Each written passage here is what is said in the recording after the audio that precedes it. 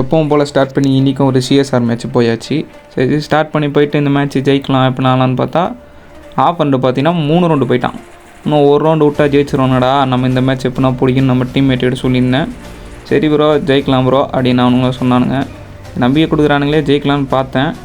அப்புறம் இங்கே நின்று நம்ம போன் பேப்பர் வாங்கி போட்டு சரி கொஞ்ச நேரம் வெயிட் பண்ணி பார்ப்போன்னு பார்த்தா கோடா கேரக்டர் போடுவான். சரி கோடா கேரக்டர் போட்டுன்னு நானும் கோடா கேரக்டர் போட்டு பார்ப்பேன். லெஃப்ட்டில் ஏறுவான். லெஃப்ட்டில் ஏறணும்னு இங்கே நின்று தாம்சன் வச்சு வெயிட் பண்ணுவான். பையன் கரெக்டாக வந்து மாட்டிப்பான். அவனுக்கு ஒரு அழுத்த போட்டு அப்படியே அவனுக்கு கிளியர் பண்ணிட்டு பார்த்தா நம்ம டீம்மேட்டில் பார்த்தா 2 பேர் நான் கயிறுப்பானுங்க. என்னடா 2 பேருமே செத்துட்டீங்க அப்படி சொல்லிட்டு சரி அவன் போட்டியில் எனிமி போட்டு போய் லூட்டை பார்க்க ஆரம்பிச்சிட்டேன். லூட்டை பார்த்துட்டு சரி மறுபடியும் ட்ராப் லோட் பண்ணலாம் அப்படி சொல்லிட்டு வால் போட்டு ட்ராப் லோட் பண்ணுவேன். லோட் பண்ணி எடுத்தால் மேலே ஒருத்தன் அப்படியே ஓடுறது தெரியும். அப்படியே அவனை அடிப்பேன். அவனுக்கு ஏதோ ஒரு சில்லற டேமேஜ் போகும். அப்புறம் பேலன்ஸை பார்த்தா நம்ம வடக்கு நண்பர் மட்டும் தான் ஒருத்தர் இருப்பான். சரி வடக்கன் பார்த்தா அவனுக்கு ஒரு நல்ல விஷயம் பண்ணியிருப்பான். அவனும் பரவாயில்ல ஒரு நாக்கு வச்சு டவுன் ஆகிட்டான். சரி ஒரு நாக்கு வச்சுருக்கானே ஹீல் பண்ணதுக்குள்ளே டக்குன்னு கிட்ட போயிடலான்ட்டு கிட்ட ஏறுவேன். ஏறி போய் பார்க்குறேன். கோடா போட்டு பார்த்தா அப்படியே தூக்கிட்டு இருப்பான். அப்படியே அவனை அடிச்சுட்டு மறுபடியும் இன்னொருத்தனை வச்சா டிமிட்ரி போட்டுருவான். டிமிட்ரி போட்டால் மறுபடியும் வந்துட்டான். அப்புறம் மறுபடியும் அவனை போட்டு அடிச்சோன்னே திருப்பி அவன் டீம் போட்டு இன்னொருத்த வருவான்.